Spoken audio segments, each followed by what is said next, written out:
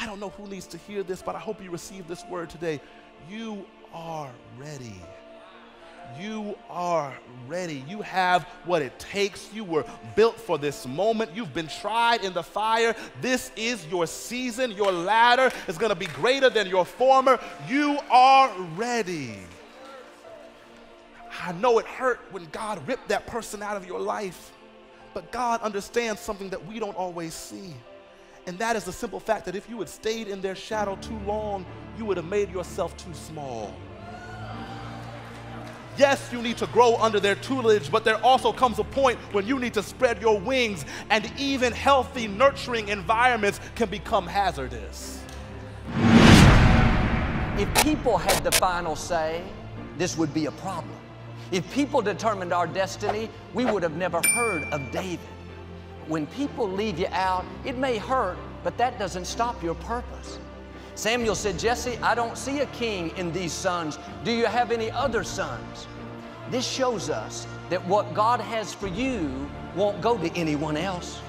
People may try to manipulate things, discredit you, leave you out. Don't worry, God is on the throne. He's pulling the strings.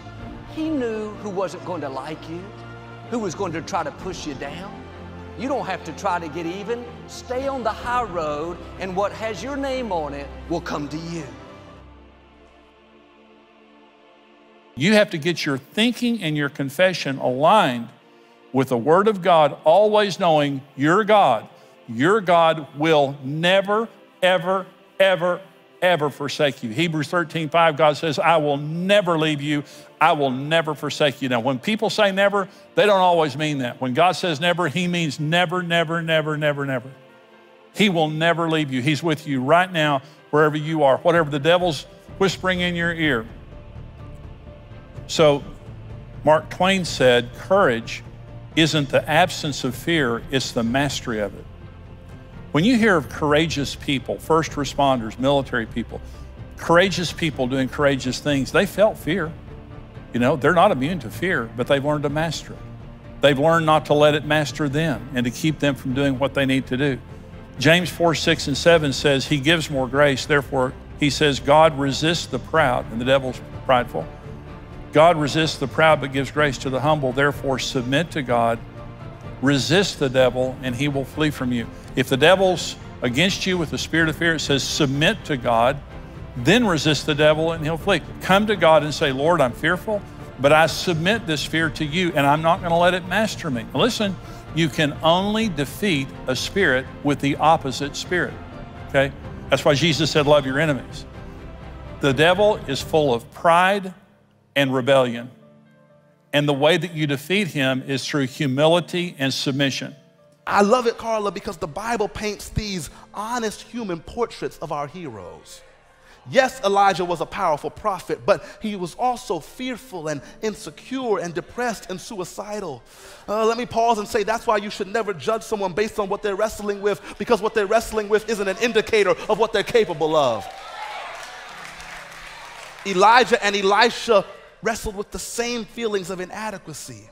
And I would argue that your hero had some of the same struggles you're having right now.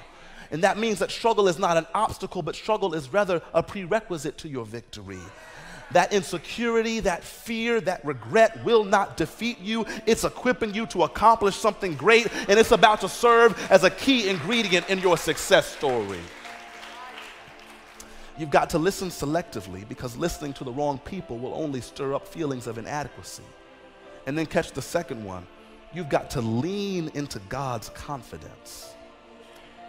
Hear me, church. If God is removing a good person from your life, then it means that God is confident you have what it takes to do it all by yourself.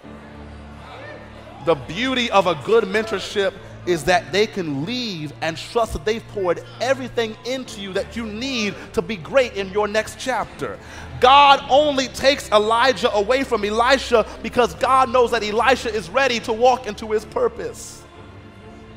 Sometimes the breakup has nothing to do with what you did wrong. Sometimes the breakup is God giving you a vote of confidence. It's God's way of telling you that you are capable, adaptable, and unshakable. It's God's way of telling you that you can make it. We grieve because we think we still need them, but God took them away because they had already completed the work of pouring into you.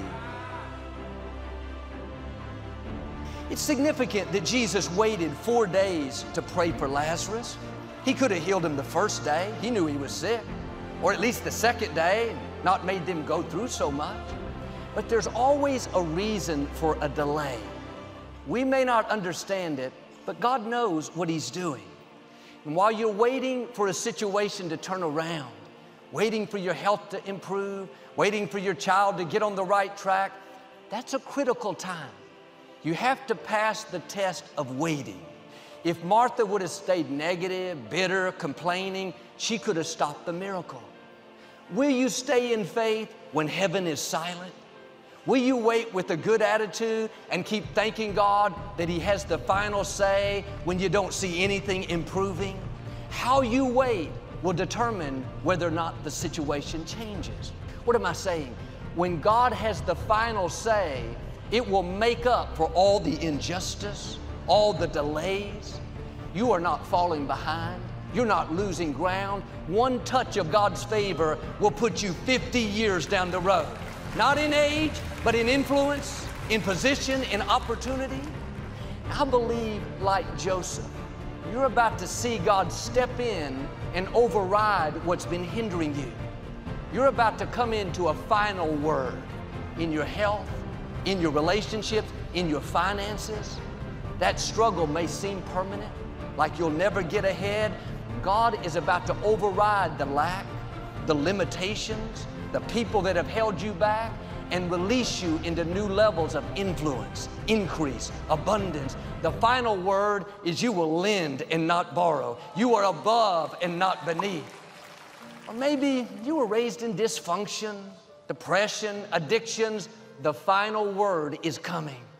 God is about to break those yokes that have held you back so you can step up to who you were created to be.